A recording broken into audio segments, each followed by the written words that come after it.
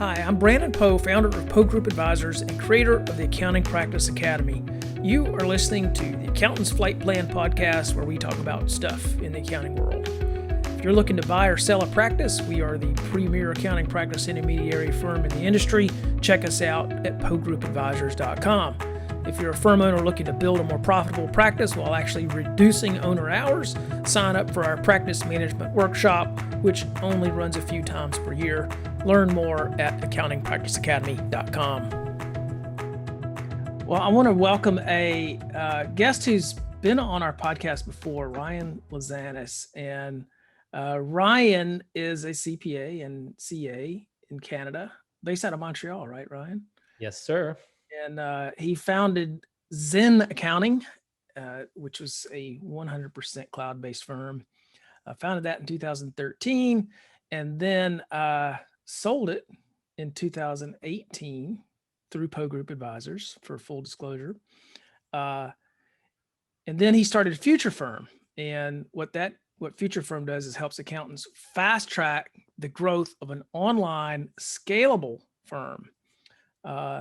He does that with the help of his blog, his podcast, and weekly newsletter that goes out to over 4,000 firm leaders, as well as through Future Firm Accelerate, which is his online coaching program. Ryan, welcome back. Thank you very much, Brandon. Always a pleasure. Likewise. Well, what have you been up to, man? You've launched Future Firm Accelerate just not too long ago, right? That's a pretty recent launch. Yeah, I launched it in January. So I started Future Firm right after I sold my accounting firm. And I knew when I was going through the sale of my accounting firm, I knew even before, once I came to the decision to sell my accounting firm, I already knew what I was going to be doing next. Yeah. And I wanted to help the accounting profession because I've always been frustrated with the accounting profession. When I started Zen Accounting in 2013, I was one of the first online firms in North America.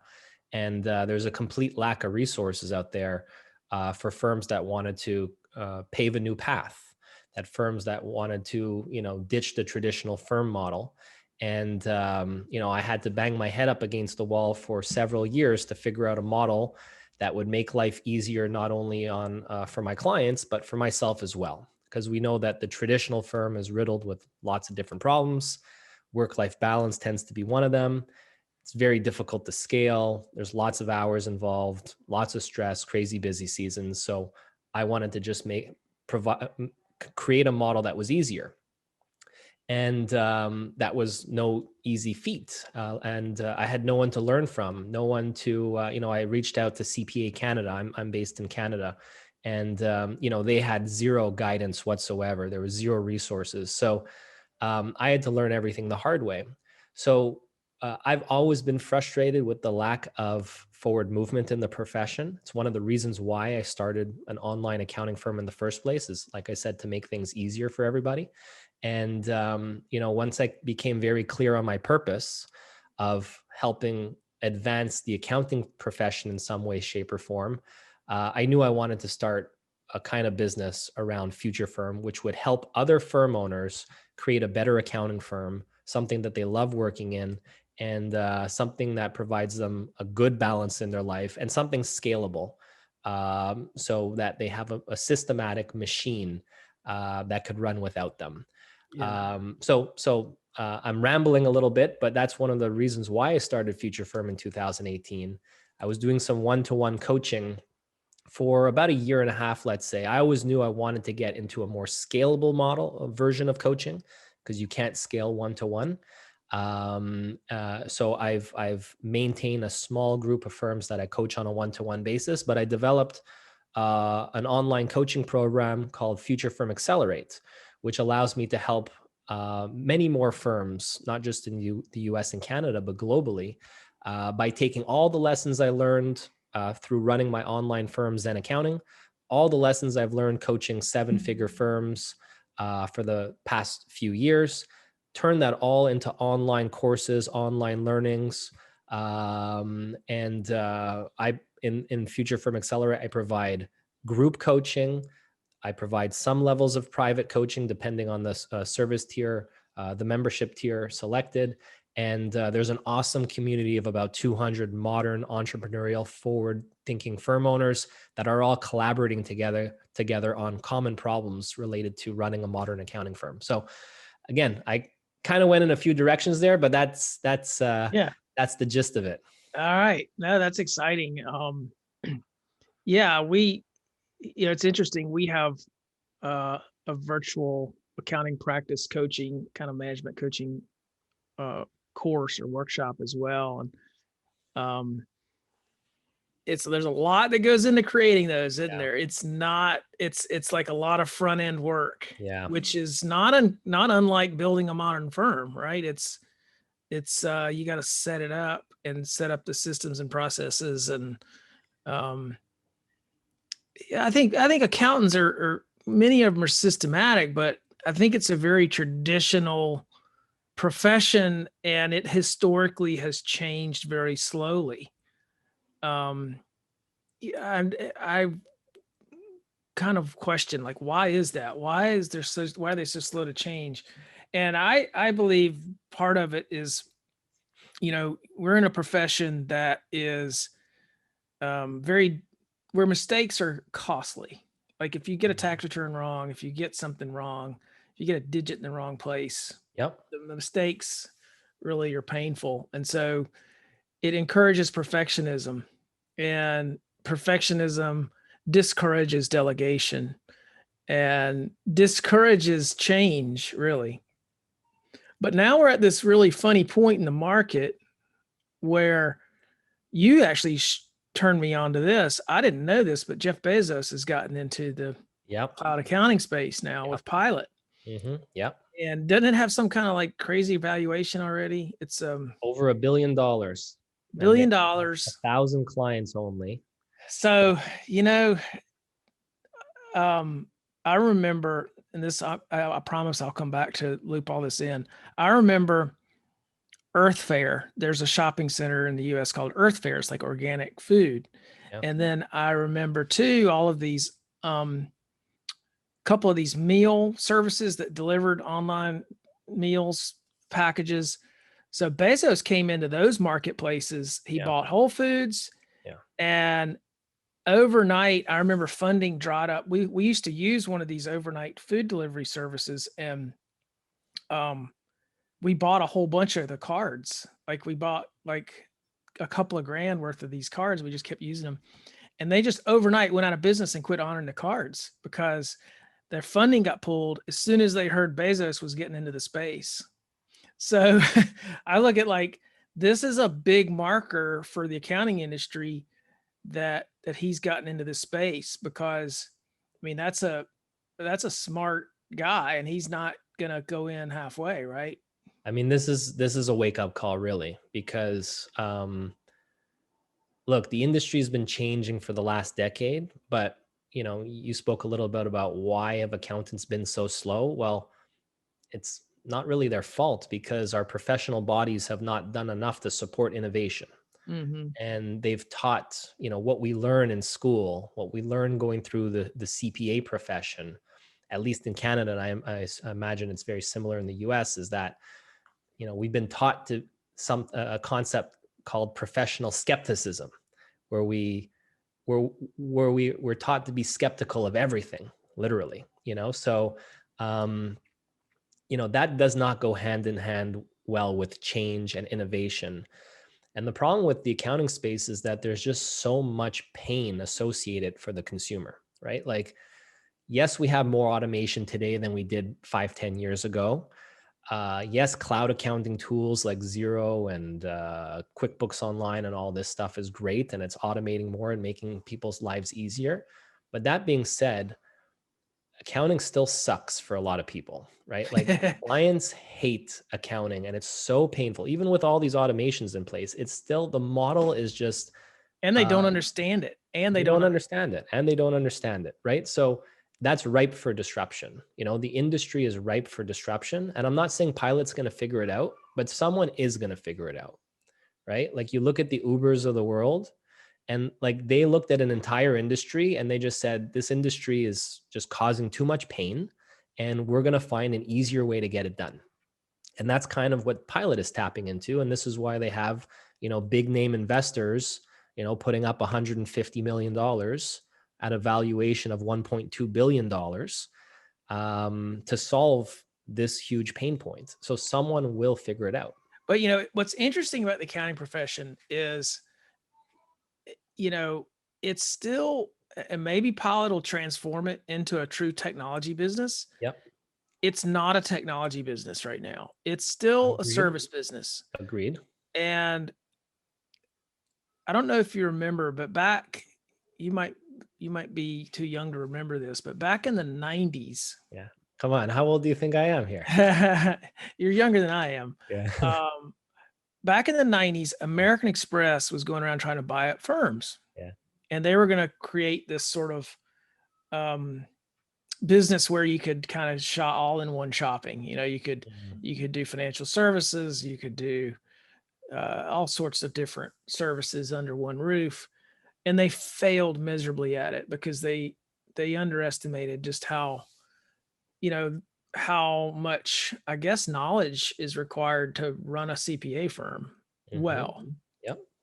But I don't know. I feel like the technology has changed so much that maybe the machines are going to get smart enough, and the people that are creating these platforms, because that's essentially what you're going to see is sort of a platform, is they're going to make this easy enough to where not only does it work, but it simplifies it. Like you said, it's going to make it so simple for clients. And it could be, and I would agree, like this is a very human-centric business at the moment still, and definitely for the foreseeable future. But there's something that Pilot is doing that we don't see. Like there's something behind the scenes that merits that kind of valuation. Right. Like a 50 or 60 or 70 or something times revenue, right? There's something that merits that. It's not because they have 1,000 clients, right? So there's something that we don't know, that for whatever reason, they're not, there's something behind the scenes that we just don't know about. So when I see that, and when I look at the industry as a whole, my gut tells me that there's going to be a big disruption. Now, when that is, we don't really know, but this is definitely a space that I'm keeping a close eye on at the moment. Right. Yeah. And I think it's going to force the CPA, the highly professional CPA, it's going to force them out of the routine type work and force them into the knowledge worker. It's going to force them into the knowledge work. I mean, that's what I see.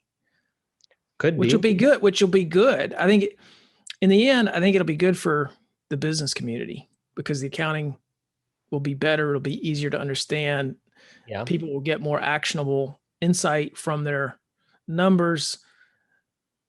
I think that's where, the real focus will be on value add, not just compliance. I think that's where it could be. I think there's different kind of models that will, there's definitely that advisory centric model, but I think there's also an argument for a compliance focused model as well. It all depends on how you want to structure the business. Right. So, if you want to build it more like a machine, then I would focus more on that compliance oriented model.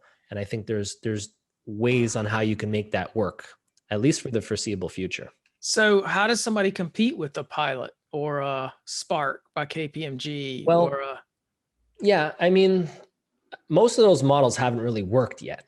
Yeah. But if you look at the Pilot model, they're not just doing compliance; they're doing the virtual CFO stuff as well. So they're doing an advisory also. So Pilot is an interesting one.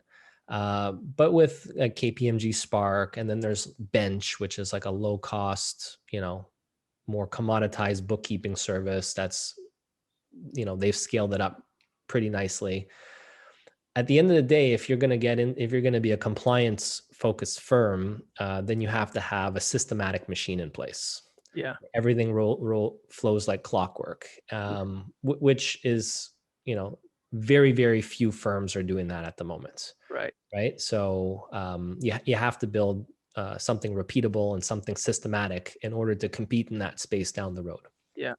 Now for Future Firm Accelerate, what is sort of like, if you could describe your ideal client, what is the ideal client that can be well served by that program? Yeah. So small firms, targeting really sole firm owners, two partner firms, generally below $1 million in revenue. Could be anywhere from startup. There's some eight-figure firms in there, but those are few and far between, truthfully. So it's those that want to get to that 7-figure range and want to get there as quickly as possible. They need help with implementing pricing strategies, value pricing, subscription pricing. They need help packaging an offer. They need help attracting clients, bringing business in, hiring and managing a remote workforce, standardizing processes, all the areas that are required to, run a modern firm today. And a big part of that is actually putting a strategy in place. The first part of my program is, let's put a strategy in place first, because most firms, and you probably see this, Brandon, is that there's no strategy. There's no plan of attack. Right. Right. So like, it's getting clear about like your ideal destination and then reverse engineering the plan to get there. But don't you typically work with firms who are already sort of headed toward cloud? Like, are you looking, yes. your primary client already sort of is Yes. in that space? They're already tech driven, Yeah. already on that wavelength, already using all those different apps, and maybe even using too many apps and getting too distracted with the technology that they have and not focusing on other aspects of the business that would arguably move the needle more. Yeah. Right. So the community is mostly comprised of firms that I would consider on the more modern side of things. Right. They're What's interesting already. We had a conversation, to kind of gear up for today. Yep. And it was interesting how I'd had an observation when we've sold a number of cloud firms now. Yeah. And what I've noticed is a pattern is where often the founders, like you, kind of young, entrepreneurial, and pretty good at sales and marketing, pretty good at business development. And they start the firm and they scale it pretty quick because it's a pretty scalable model. Yeah. And they have the sales skills to scale, right? Selling skills. And so you build this up, and then where the pattern I've seen is operationally, it gets really frustrating. And the person who's good at sales and marketing might not be good at managing a team. And what has happened is scaling requires a lot of money. Cash is, scaling any business eats cash. And so we see these fast growing firms with margins that are suffering. And I think what you have is, okay, we can help you scale with good margins. So I think part of the reason, and I've been coaching like these modern firms, these cloud-based firms for the last few years. And, what you mentioned is very typical, right? They hate the operations. And certainly that was me as well. I hated the operations. And very, very early on, I brought on board an operations lead, an operations manager. Like I wanted to get myself out of that as fast as humanly possible. Right. But the margins have been very thin for a lot of these firms. And I think there's a couple of reasons. One is that they're reinvesting in growth, but I still think you could have a healthy margin despite that. And I think the big problem, and what I recognized very, very early on once I started coaching, because when I first started Future Firm, I thought I would just be helping with technology, process automation, and I was putting together technology, and automation reports with all my recommendations after doing like a deep dive analysis of the firm. And very, very quickly, I realized that automation and technology was not what was holding these firms back. It was their pricing and sales strategy. And Yeah. their pricing and sales strategy was just completely off. Yeah. And I pivoted my approach to, okay, let's not look at efficiency first. That's probably one of the last things we should be looking at. It's, if we want to move the needle and get those profits up as fast as possible, we need to look at your pricing and sales strategy. And I think that's a big problem for a lot of these firms, is they implement this subscription model, and they're not sure how to price things, and they don't have a strategy around pricing. Yeah. So that's a big part of what I help with. Yeah. Pricing is a big part of Accounting Practice Academy as well. And our ideal client's probably a little bit different. Most of the people who've come Mhm. through Academy Yep. have been gearing up for a sale. Not Mhm. all, not all by a long stretch, but or they're sort of at that midpoint in their career. Yeah. You know, they're sort of, okay, we got it to this point, and now we're kind of getting tired, and Mhm. we're kind of thinking like, do I really want to work this many hours? Is this fulfilling? Yeah. And they come in, and really that's probably who we can help the most, is someone who's just sort of gotten to a point of stagnation, trying to get to that next spot. But most of our firm owners are, I mean, we've have a few people who are in the modern space, but more of the traditional firms. Yeah. And I asked you, one of the things I asked you on our pre-call was, who's taking a traditional firm, who's good at helping a traditional firm turn into a cloud firm? Yeah. And you said, there's not a lot of good solutions out there right now. There's not. Um, why do you think that is? What is the biggest obstacle for a traditional firm to become a modern firm? That's a good question. I think it's not easy if you've been running a firm for decades, and you have a way of doing things, and you have a team in place that have been there for decades, and they have a way of doing things. And there's a change management component, which is something that I don't help with whatsoever. I have no interest in help help. I'm not there to Conversion. convince you that this is the right way to go, right? Yeah. So you have to have already been convinced that this is the model that you want to go with, and why. So change management is a big one, but your clients might have been with you for a long time, and they're used to doing this in a particular way, and getting them to change is hard also. Right. And then you have all these processes which just kind of have come together, whether it's a good process or a bad process. They've just been happening for a long period of time, and just fixing all those things is not an easy thing, right? Right. So I think it's hard And getting. it's working. I mean, a lot of traditional firms are Yeah, it's working working. just fine the way they are. I I mean, mean, it's working in terms of a profitability standpoint, but it's probably not working in terms of a balance standpoint. yeah. Yeah, I would agree with that. I mean, that now I will say there are some traditionally run firms that are owned by people who know how to manage a business well. Hmm. Yep. They have the fundamentals Yep. down, Yep. and they take plenty of time off. Yep. And and two, I think part of it is like a mindset of, this is what public accounting is. You don't have a life in tax season, and There's that. and That's the culture, right? yeah, the culture. Not saying I agree with it, but that is the culture. It's changed a lot though. I think we're seeing, so on the sales side, we're seeing a big gap between the people who are at retirement age, who are exiting from their firms, how they work, and how the people that are on the buy side, if they're younger buyers, how they want to work. Hmm.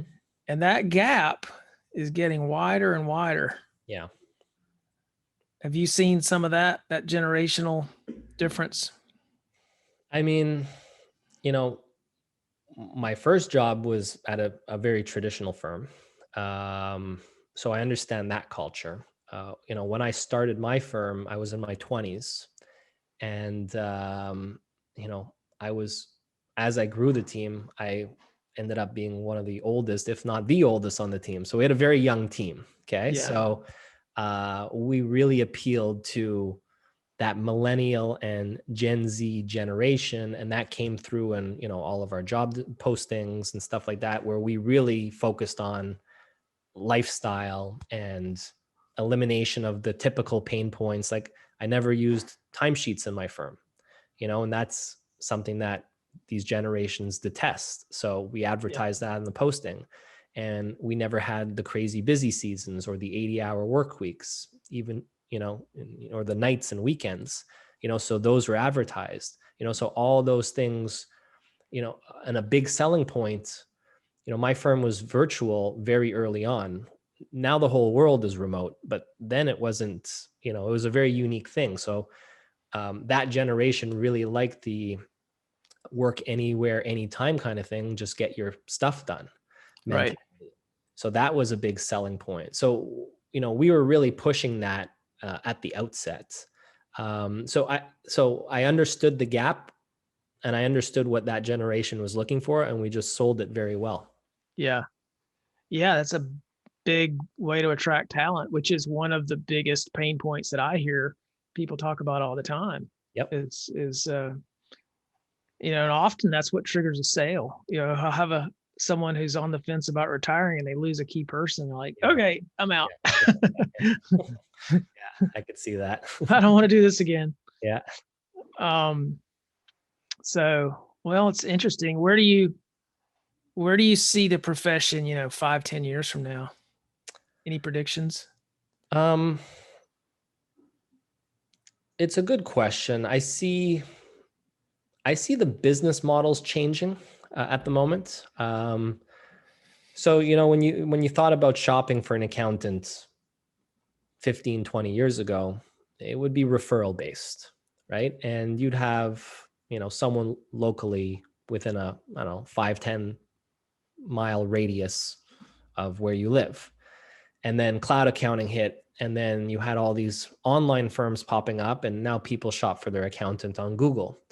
And with the advancement of technology, you see different kind of business models popping up and different ways that people could shop for their accountants. So like, you have the QuickBook Lives of the world, where it's like a marketplace type model, where they just bridge buyers and sellers together, essentially, right? So that's a different way a consumer or a client could shop for an accountant.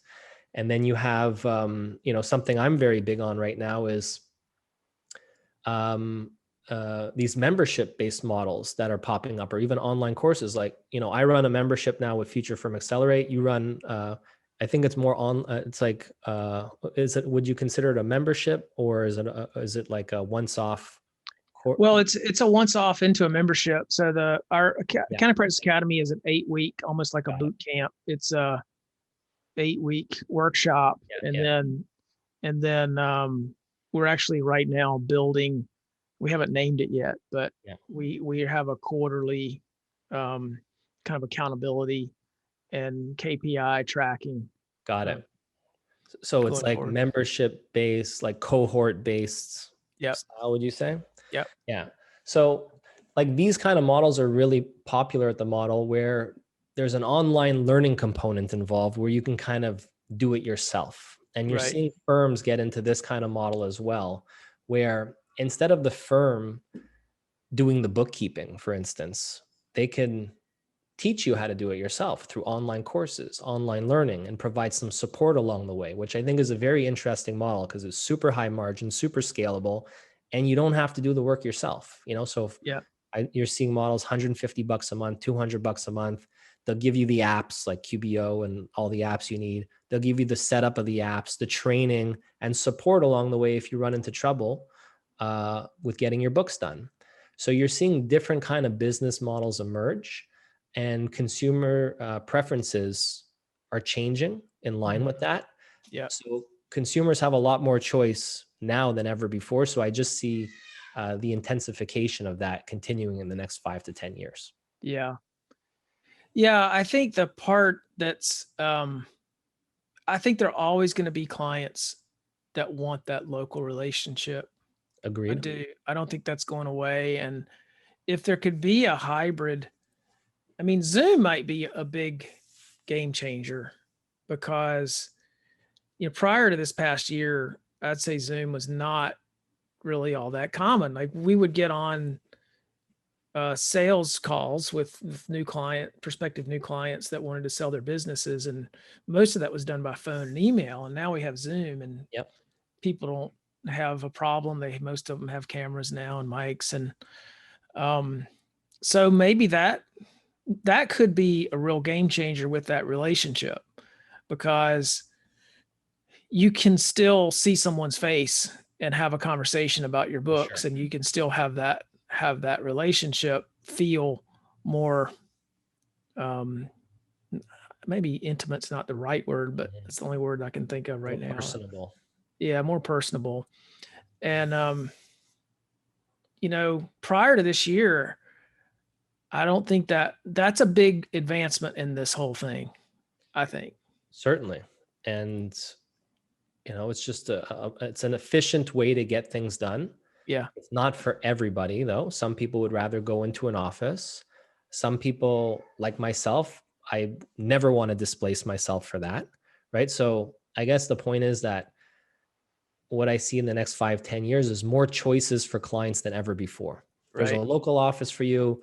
There's a marketplace type model if you just need a once-off thing, and you'll be matched up, with an accountant automatically via an Yeah. algorithm. You could have a virtual accountant and have a Zoom chat like we're having right now.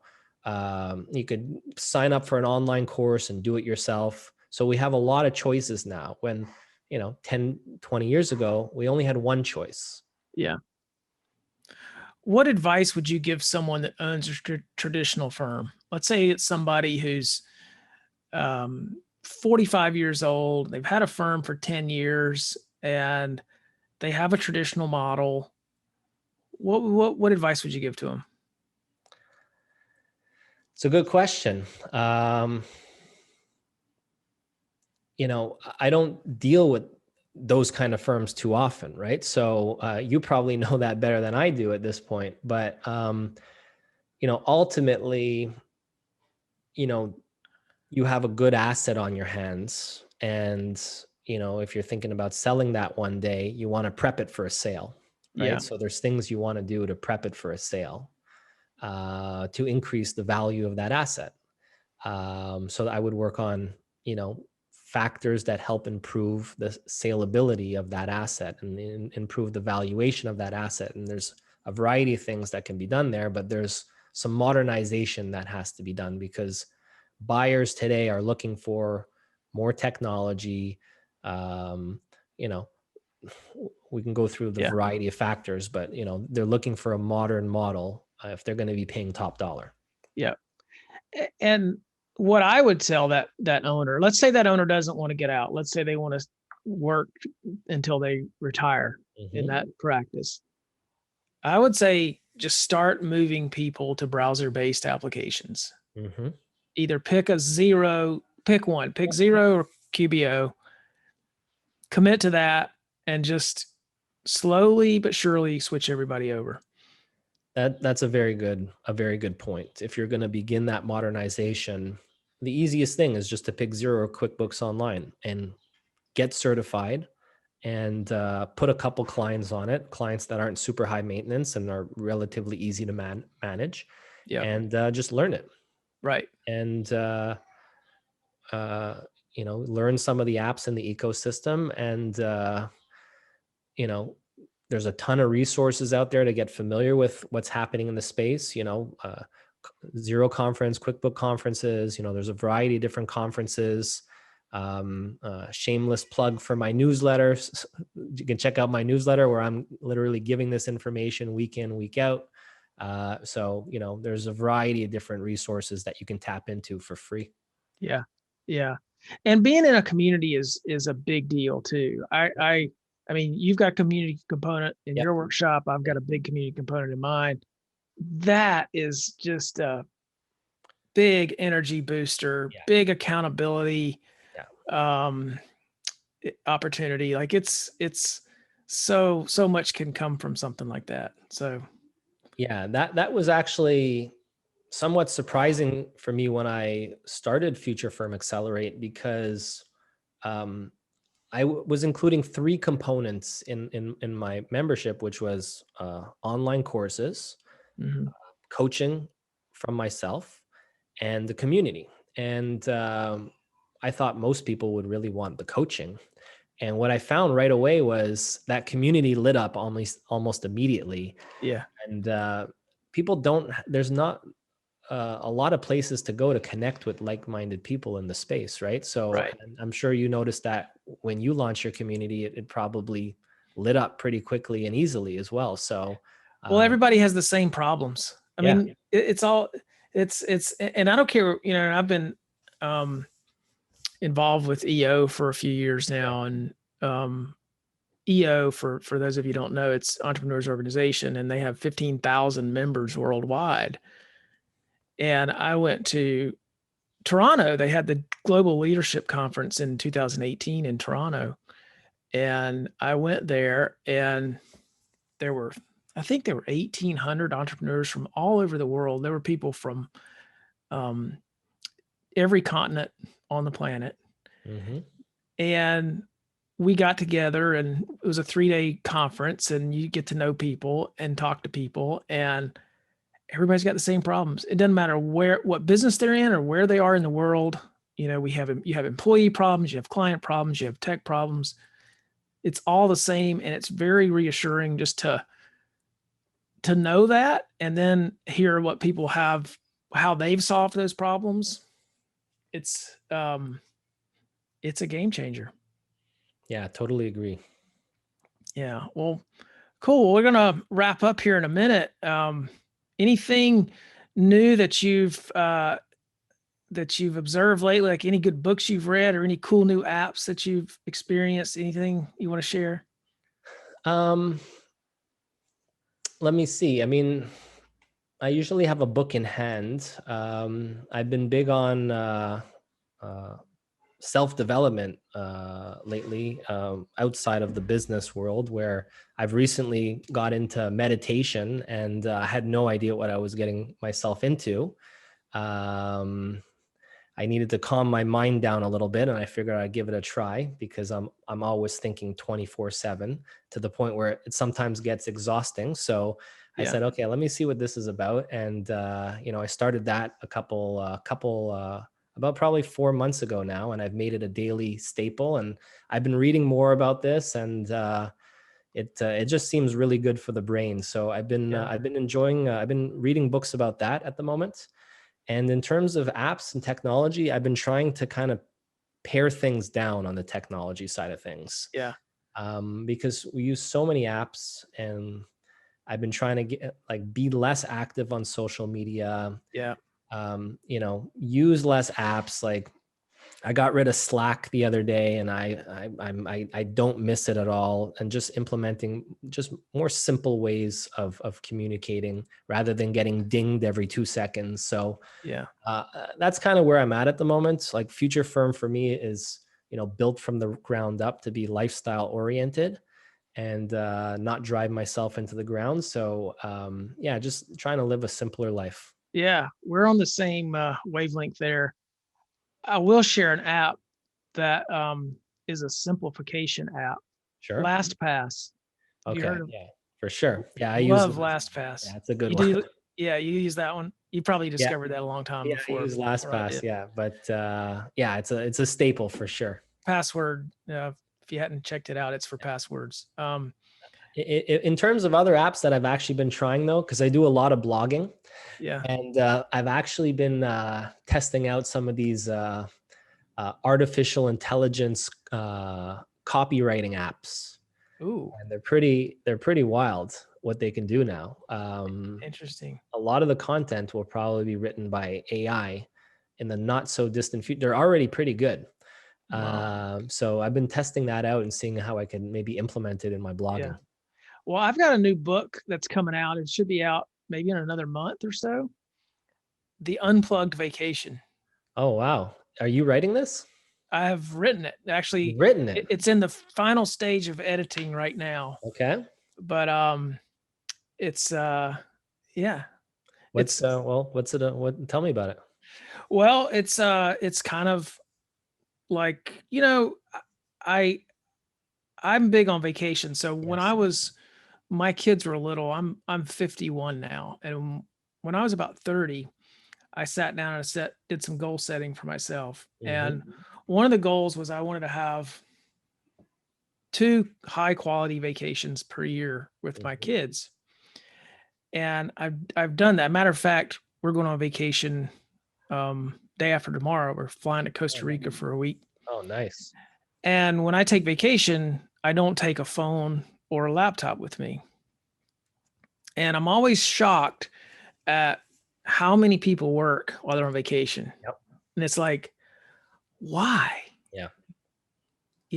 And well, it's just emails, but one email when you're on vacation can get in your mind Yeah. for hours, and your family notices it, right? The Yeah. people around you notice that. That's true. If you're mentally somewhere else, Yeah. you I've know, been told that on a few occasions. yeah. And yeah, and two, we've sold so many practices where I have had highly successful, well balanced firms. And in fact, I think there's a direct correlation. The people that have the most successful firms, the highest margins, the best clients, they Yeah. all take time off. Yeah. Not all. I shouldn't say all, but that's just been the pattern I've witnessed Yeah. in selling firms for all these years. And um, it's not. I think there's a direct correlation. I think vacations are how you recharge your batteries, Agreed. and that's you come back to the business with a fresh perspective. Um, so that's what the book is about. And it's about stories. It's about clients I've had in the past that, um, I'm actually thinking about taking like 6 weeks off next year, like Yeah. in one block. I'm taking like a mini sabbatical. All right. So you let me know when. I'm gonna send you an email during that 6 weeks. I'll see if you respond. How about that? Yeah. I'll make a bet with you that I won't. I don't want to take that bet. But I'd love to read that book, and I'm on the same page with you there. And I need to. That's why the last year has been tough, because with the pandemic and the Yeah. restrictions in Canada, they're quite Yeah. quite tight, and you can't. There's nothing else to do, and Right. unplug. It's very difficult to unplug, right? Yeah. So when I go on vacation, usually my wife, she's from Indonesia, her whole family's there, so we'd go back every so often. Ton of beautiful islands there, very remote islands, and when I go vacation, I love remote places. And one of the reasons why I like that, and what I pick in a destination a lot of times, is somewhere that has no cell phone reception, Yeah. sometimes even no electricity, right? So I have no way to check my phone even if I wanted to. So Right. for me, that's like the best escape, is like, give me a little cabin on the beach. I Yeah. don't need a cell phone. I don't need electricity. I don't need anything. Just like some beautiful scenery. And Maybe a yeah, book or for me, two. that's, pardon me? Yeah. Maybe a book, like a A book, poolside book. like a light book. No heavy business type stuff, Yeah. so a Yeah. light book. Yeah. So That's awesome. yeah, I'd like to check out your book though. Let me know when it's out. Yeah, I sure will, Ryan. Well, this has been really fun. I appreciate you coming on the Accountant's Flight Plan podcast, and um, maybe we'll do this again sometime soon. Absolutely. Well, thank you very much for having me. Thanks for listening to the Accountant's Flight Plan podcast. If you like what you heard today, please follow us so that you can get updates when new episodes are released, and share our podcast with your friends and colleagues.